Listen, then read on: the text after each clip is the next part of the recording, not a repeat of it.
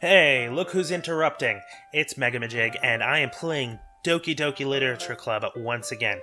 Thank you for sticking around for this third video. I appreciate you. And we are in the third day, I think. Third day. And I am talking with my girl Yuki here. Sorry, I didn't mean to interrupt. No. I was kind of just waiting for you. If that's the case, why don't we go ahead and get started? Yes, let's. Actually, I have a request. Do you mind if I make some tea first? Not at all. Thanks very much. Make some for me. English breakfast and some cookies. If there's one thing that can make my reading time any better, it's a nice cup of tea. Not to mention for yourself as well. Yuri stands up and makes her way to the closet. I follow and watch as she retrieves a small water pitcher from the shelf, the kind with a filter inside. Can you hold this for a second? Sure. Yuri hands me the water pitcher and also fetches an electric kettle. I'm gonna plug this into the teacher's desk, then we'll get some water. She walks past me and sets the kettle down on the teacher's desk, and simply watch her movements. To my surprise, the way she moves really contrasts her speaking mannerisms, especially because of her long legs. Yuri appears elegant and methodical. You looking at them legs, my dude? You looking at them legs? I'm moving my eyebrows. You may not be able to tell. Okay, may I have the water pitcher? Thanks, I'll be right back. I may as well walk with you. Yeah, why not?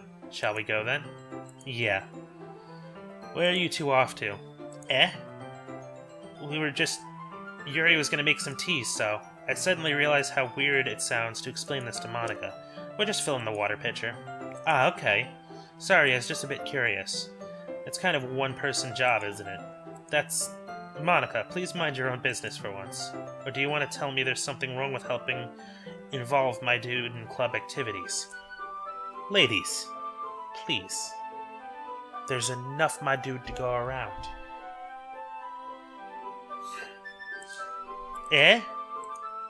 My mouth gapes. I suppose there's nothing wrong with that. Then let's go, my dude. Yuri quickly exits the room and I follow. Once in the hallway, she suddenly puts her forehead against the wall. I spoke without thinking. How could I say something like that? Yuri. Something about the way she said that, it made me feel so irritated. What's wrong with me? No, Yuri. I think you did the right thing. I wasn't expecting it, but it's also not right for Monika to judge people like that. My dude. How come even when I do something bad, you're being nice to me? Because nothing you do is as bad as you make it seem in your head. Nobody's perfect.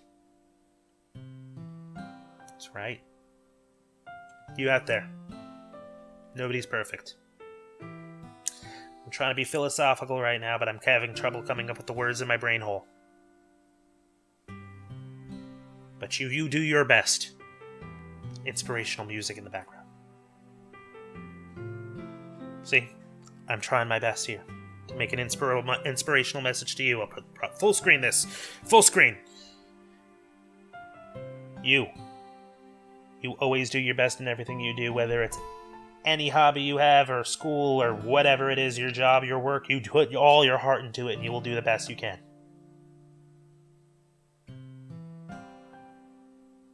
Nobody's perfect. And that was my shitty message of the day. Megamajig gotcha. Back to the game. We have emotions and you can't always hide them away, but you always amplify things in your head. Your mind turns a light rain shower into a hurricane. No. Wouldn't you hate me for something as terrible as that? Why would I hate you? I can't hate someone for having emotions. What kind of friend would do that? Friend, you say? Yuri lifts her head. My dude, I really like being friends with you. Thanks, Yuri. I like being friends with you too. I kind of feel awkward saying something like that, but I'm doing my best to help Yuri feel better. Anyway, yeah. Shall we go? Yeah. Yuri and I walk to the nearest water fountain. Once we fill up the water pitcher, we return to the classroom. My dude, do you like oolong tea? Can't say I've tried it. I have green tea. English breakfast. Cinnamon tea. Ooh, chamomile. Chamomile and honey. Yeah. Anything is fine. Very well.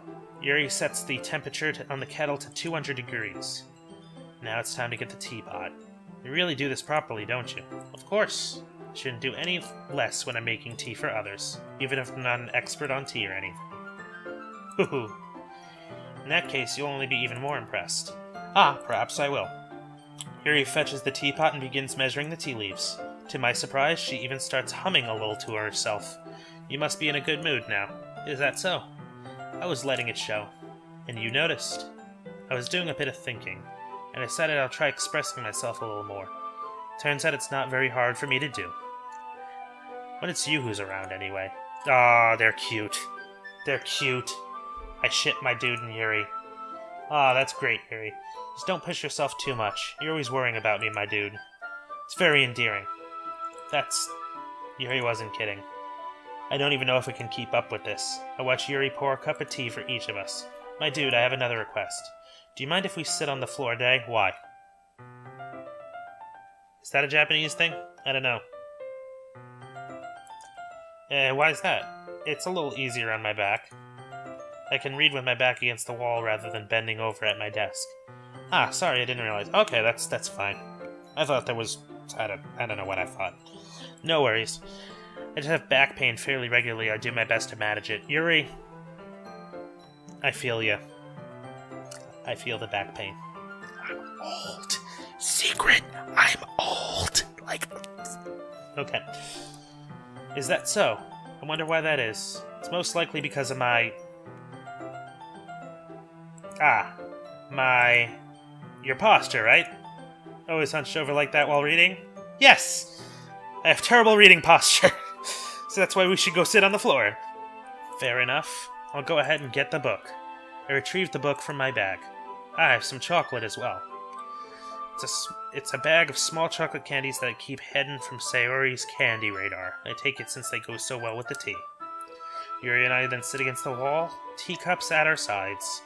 As if in sync, we assume the same reading position as last time, each holding one half of the book.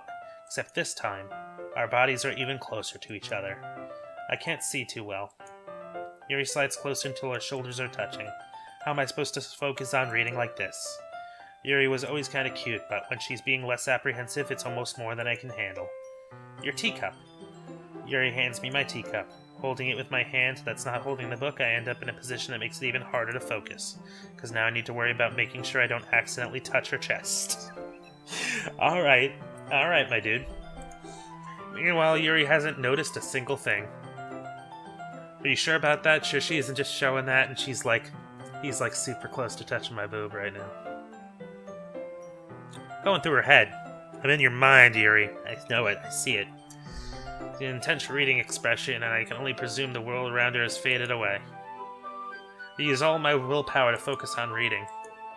After a few minutes, I manage to relax a little. I put the teacup between my legs and fumble with the chocolate wrapper.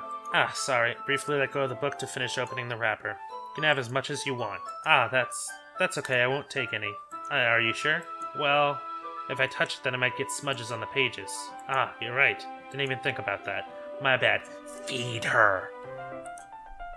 No need to apologize. I'll hold the book, okay? Are you sure? Of course.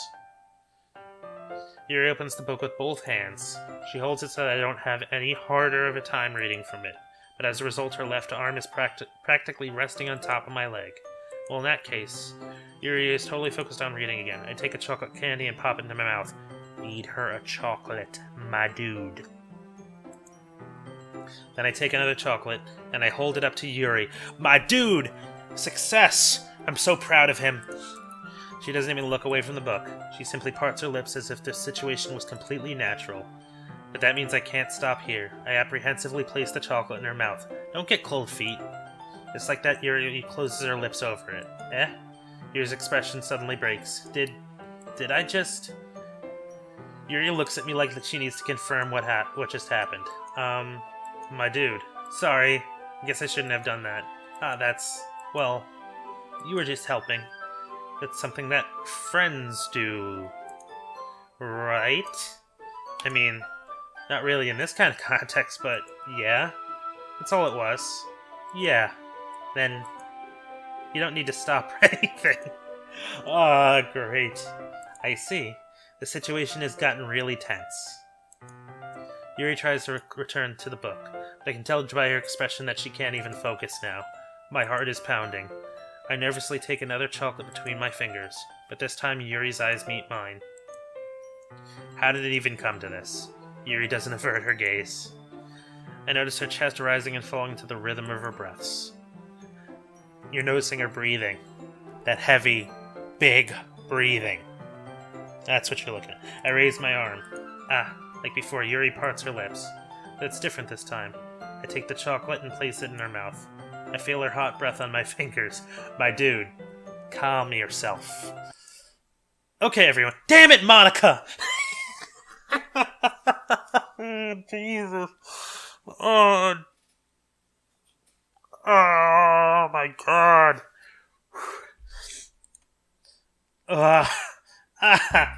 Yuri jolts back. It's time to share poems. My dude, you can help Yuri put the tea stuff away, right? Yeah, of course. Okay, thanks.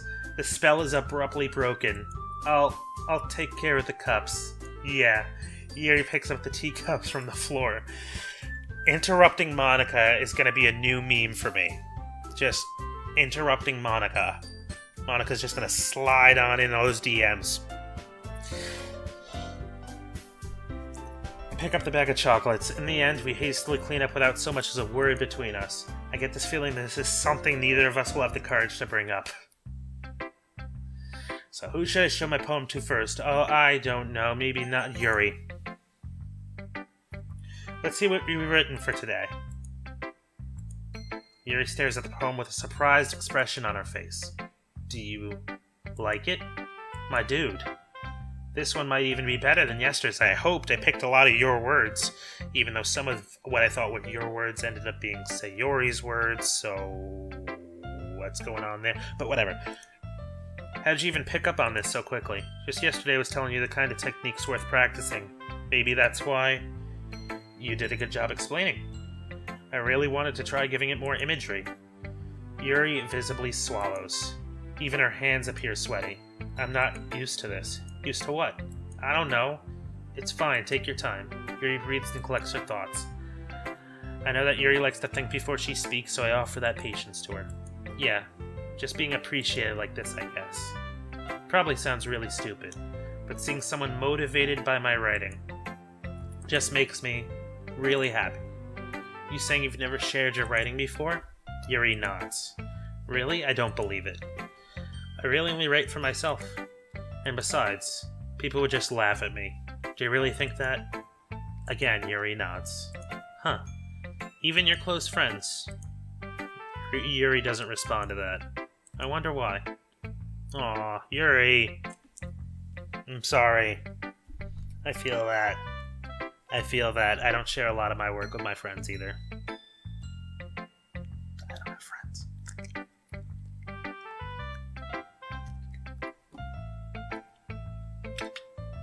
Anyway, do you want to share the poem you wrote today? Yeah, I do. If it's with you. Okay. I gotta get in my poem reading stance. Get those poem reading calisthenics. I just hit the mic. It probably sounded real bad. Get those poem reading calisthenics going. The flow. The raccoon. It happened in the dead of night while I was slicing bread for a guilty snack. My attention was caught by the scuttering of a raccoon outside my window. That was, I believe, the first time I noticed my strange tendencies as an unordinary human. I gave the raccoon a piece of bread, my subconscious well aware of the consequences. Well aware that a raccoon that is fed will always come back for more. The enticing beauty of my cutting knife was the symptom. The bread, my hungry curiosity. The raccoon, an urge. The moon increments to its phase and reflects that much more light off of my cutting knife. The very same light that glistens in the eyes of my raccoon friend. I slice the bread, fresh and soft. The raccoon becomes excited, or perhaps I'm merely projecting my emotions onto the newly satisfied animal. The raccoon has taken a liking to me, or you could say that I've gotten quite used to each other. The raccoon becomes hungry more and more frequently, so my bread is always handy. Every time I brandish my cutting knife, the raccoon shows me its excitement. A rush of blood. A classic Pavlovian conditioning. I slice the bread, and I feed myself again. Yuri's gonna kill me. I'm the raccoon. My dude is the raccoon. I don't like this.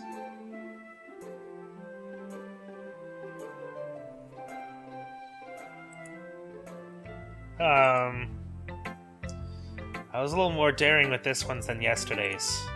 I can see that very clearly. It's a lot more, metaphorical. I don't know if it's my fault, but I can't begin to imagine what this poem's about. I can! That's right. It's a bit closer to my preferred writing style, using the poem as a canvas to express vivid imagery and then conveying emotions through them. If I take it at face value, I can't even begin to figure out what it's supposed to mean. My dude, open your eyes. That was a raccoon murder, and it was a metaphor for a lot of stuff. Okay? Well, I think it's something that different people can relate to in their own way. Oh, really? I wanted to express the way it feels for me to indulge in my more unusual, like killing raccoons? It's those sort of things that I'm usually forced to keep to myself. Like, what, exactly? So sometimes I enjoy writing about them. Why do you keep them to yourself? Because they're embarrassing? Or because you'll be what's going on? And people would make fun of me? Don't you have anything like that, my dude? Well, yeah, I guess I do. I feel like everyone has a little something like that. Best we can do is respect each other and our individualities. Even if it's difficult sometimes and some things make us uncomfortable. Like, okay. After all, if I hadn't learned to embrace my own weirdness, I'd probably hate myself. Might be ranting a little bit now, but I'm glad that you're a good listener. You're good at a lot of things. Writing, listening. There really aren't many people like you, my dude. That's exaggerating a little bit. It's just how I feel. I never thought I'd feel so comfortable sharing my writing. But now, I almost feel like I look forward to it. It's just a really nice feeling. And you're to thank for that. It's nothing, really. Yuri smiles sincerely at me. For a moment, her timidness seems to disappear. And that's when she brandishes the knife at me. I still like Yuri as a character, but I fear for my dude's life. I fear for it. Very much so. Who should I show my poem to next? Same order, Monika. Ugh, you creep me out, Jesus. Ugh. Hi again, my dude. How's the writing going? Alright, I guess. I'll take that. So long as it's not going bad. I'm happy that you're applying yourself. Maybe soon you'll come up with a masterpiece. I wouldn't count on that. You never know. Want to share what you wrote for today? Sure, here you go.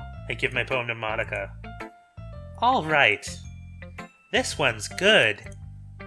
It feels like you're not only getting more comfortable with your style, but the imagery is better than the last one I read.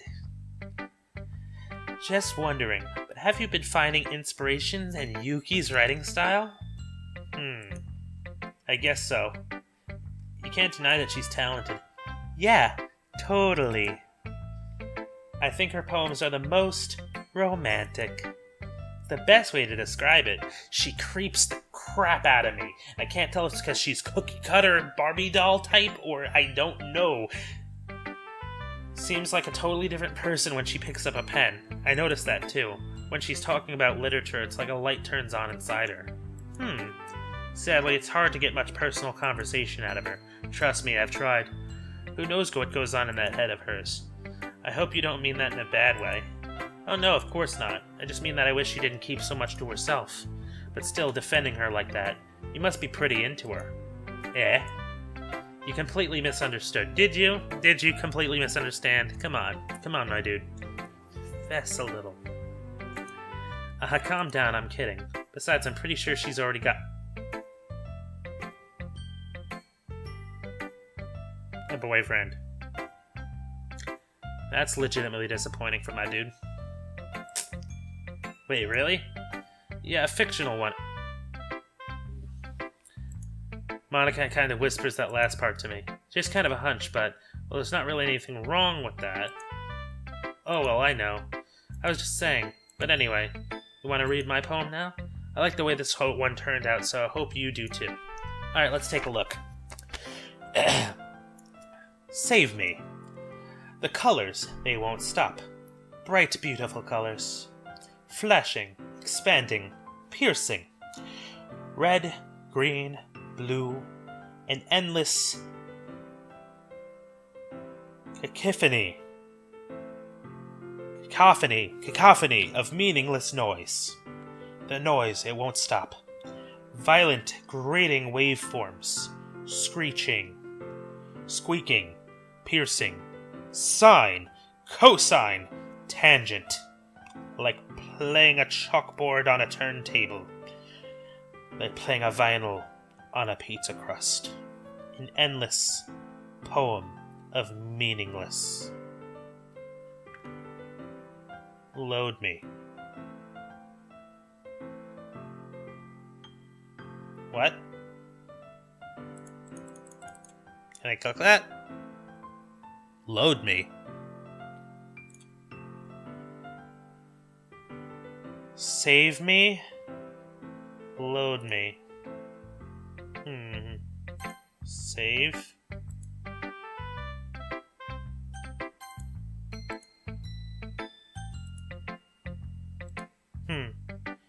It's even more abstract than your last one, huh?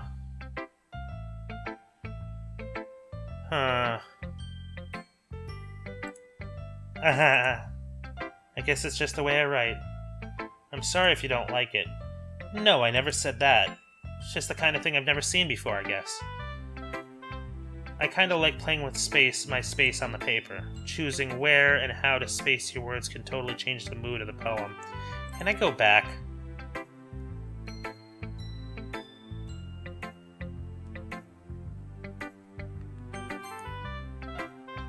I want to go back and see that poem. Something's weird. It's almost like magic. The way I wrote the lines really short makes me feel like they're trying to speak over the noise. I see. It's still hard for me to tell what it's about, though.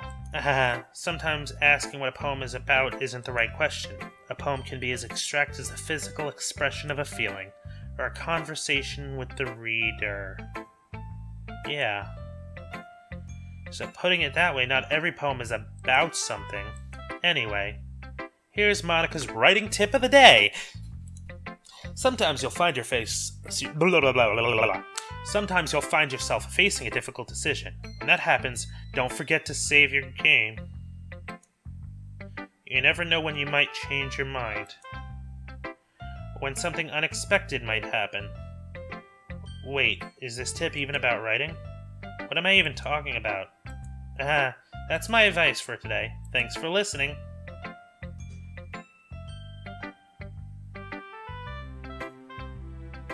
What is going on? Are we doing an Undertale thing? Is this fourth wall breaking?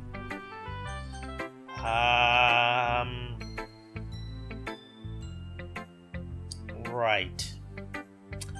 Sayori, show me your poem. Oh, I like this one, my dude. It has some nice feelings in it.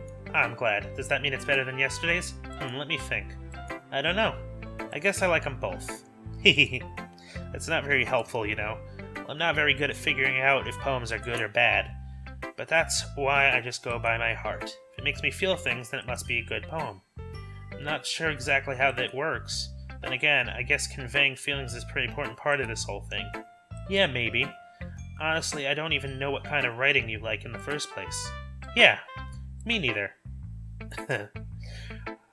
Why don't you at least try giving it some thought? You want to write something for me? That's so sweet. Yeah, right. But you're always thinking about other people. You need to think about yourself once in a while. If you don't, you might end up getting hurt at some point. Eh? Well, I don't really know what you mean, but I'll try to keep it in mind. Well, whatever. Anyway, let's see. I guess I like happy poems. Wait, sometimes I like sad poems too. Sometimes a little bit of both. There's a word for that, right? What's the word I'm looking for? Bipolar? Bittersweet. Okay. Yeah. I like things that are happy and things that are sad. Happy and sad. Can't see you liking something sad, Sayori. Well, I like happy the most, but sometimes when you have a little rain cloud in your head, a sad poem can help give the rain cloud a little hug. Aw, that's adorable.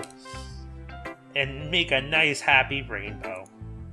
Sayori, that's unexpectedly poetic. It is? Maybe I'm getting better at expressing my feelings. Shut up, phone! Sayori, maybe I'm getting better at expressing my feelings after all.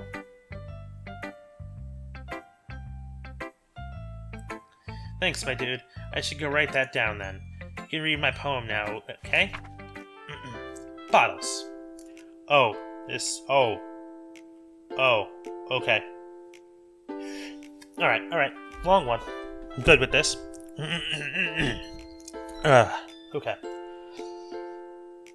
I pop off my scalp like the lid off a cookie jar. It is the secret place where I keep all my dreams. Little balls of sunshine, all rubbing together like a bundle of kittens. I reach inside with my thumb and forefinger and pluck one out. It is warm and tangly. But there is no time to waste. I put it in a bottle to keep it safe. And I put the bottle on the shelf with all the other bottles. Happy thoughts, happy thoughts, happy thoughts in bottles, all in a row.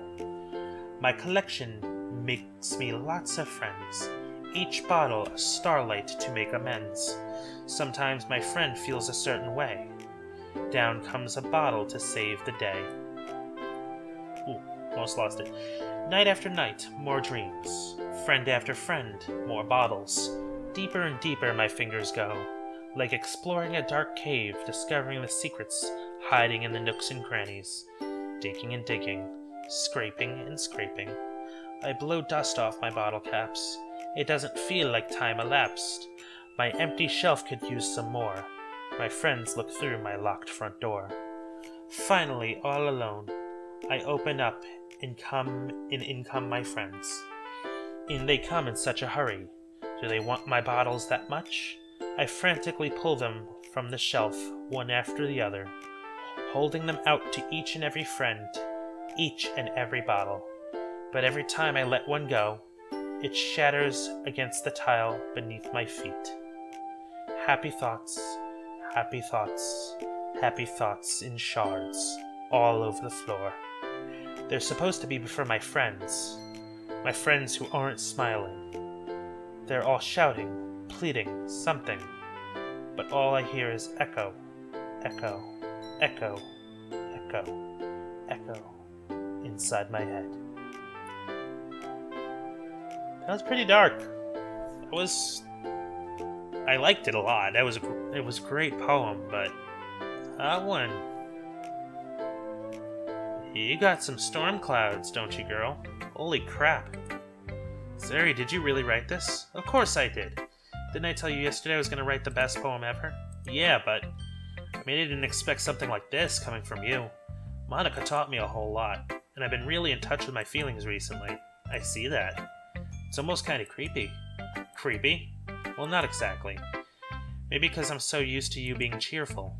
Well, never mind. I'm thinking too hard about it. The point is, it came out good, so you should be proud of it. Aw, thanks. I feel like I was meant to express myself this way. It even helps me understand my own feelings a little bit better. Writing is like magic. You've gotten really passionate about this, huh? I hope you keep it up. Yeah, writing's the best. I'm gonna keep writing until I die. Okay. Don't get ahead of yourself. Savory's always got in this habit of being obsessed with something before dropping it into no more than a week later. I wonder if this is one of those times. But seeing the passion in her eyes makes it hard for me to be pessimistic. Who should I show my poem to next? I liked your last one better. Yeah, really? But yeah, I can tell you're a little more daring with this one. But you're really not good enough for that yet. It fell flat. That may be true, but I just wanted to try something different. I'm still figuring all this out. I mean, I always like poems that aren't trying too hard. I hate when people try to sound fancy or add more meaning just by using annoying and complicated language. Just make it simple, cute, and to the point. Yuri's head over heels for all this cryptic nonsense, but I see right through that BS. Ha! Making your reader look so hard for all this deep meaning is just an excuse to have no meaning at all. Guess that's one way to look at it. Well, everyone has their own opinion, but my opinion's the best opinion. My opinion! Best opinion! I just yelled, like, really loud into my mic. I'm sorry, earphone users. Earphones, whatever. I'm sure you figured that out already. Anyway, here's my poem. Maybe you'll learn something. Amy likes spiders. You know what I heard about Amy? Amy likes spiders. Icky, wriggly, hairy, ugly spiders. That's why I'm not friends with her. Amy has a cute singing voice. I heard her singing my favorite love song. Every time she sang the chorus, my heart would pound to the rhythm of the words. But she likes spiders. That's why I'm not friends with her. One time I hurt my leg really bad. Amy helped me up and took me to the nurse. I tried not to let her touch me. She likes spiders, so her hands are probably gross. That's why I'm not friends with her. Amy has a lot of friends. I always see her talking to people. She probably talks about spiders. What if her friends start to like spiders too? That's why I'm not friends with her. Doesn't matter if she has other hobbies. Doesn't matter if she keeps it private. Doesn't matter if she doesn't hurt anyone. It's gross. She's gross. The world is better off without spider lovers. And I'm gonna tell everyone. That is too heavy commentary for me to talk about on YouTube, but I think you get the symbolism. Moving on. Not bad, right? It's quite a bit longer than yesterday's. Yesterday's was way too short. I was just warming up. I hope you didn't think that was the best I could do. No, of course not. Anyway, the message is pretty straightforward in this poem. I doubt I'll have to explain it. Sometimes you have to Sometimes you can explain certain complicated issues with much simpler analogies, and it helps people realize how stupid they're being. Like, anyone that would agree with the subject of this poem is an ignorant jerk. Do you know people like that? Of course. It's about how everyone thinks That doesn't matter. It can be about anything. I wrote it to be easy to relate to. Everyone has some kind of weird hobby or guilty pleasure. Something that you're afraid that if people find out they'll make fun of you or think less of you. But that just makes people stupid. Who cares what somebody likes, as long as they're not hurting anyone and makes them happy? I think people really need to learn to respect others for liking weird things. Huh, that's funny. Yuri wrote about something similar today. Huh? Did you say Yuri? Yeah. She said her poem was about an unusual hobby of hers. I didn't really get it, but she said something similar to you. That people shouldn't make each other feel insecure about those things. Really? Well, I mean, Yuri's pretty weird, so I wouldn't doubt she has some weird hobbies. Not that there's anything wrong with that. It's not like I would judge her or anything. Natsuki has trouble finding the words, so she defaults to standard tsundere dialogue. It's not like I blank you or anything. Jazz hands. Ooh. If she feels insecure about her weird behaviors and stuff. I mean, I always hate people who make me feel insecure, and Yuri made me feel insecure yesterday, but the way you put it sounds like she learned her lesson. Well, I would say so. Even if her writing style is really different, I'm sure she'll appreciate the message in your poem. It's what I do best, after all. I don't like writing unless there's a good message to take away from it. Like, conveying emotions is important, but I want to make people think, not just feel. Remember that. I'm going to write a good one for tomorrow too, so look forward to it. Okay, everyone. We're all done reading each other's poems, right? Right. And with that, I'm all done with this episode for now. I really hope you guys enjoyed this game. I'm very interested in where they're going with this. I'm creeped out by Monika. Yuri's possibly a murderer. Sayori's got some dark stuff going on. Really don't know what's going to happen. I just know something bad's going to happen. I don't know when, I don't know what, I don't know how. Why, what, whatever. Either way, if you guys liked this video, please give me a thumbs up. If you did not like it, feel free to hit that thumbs down. It lets me know how I'm doing here.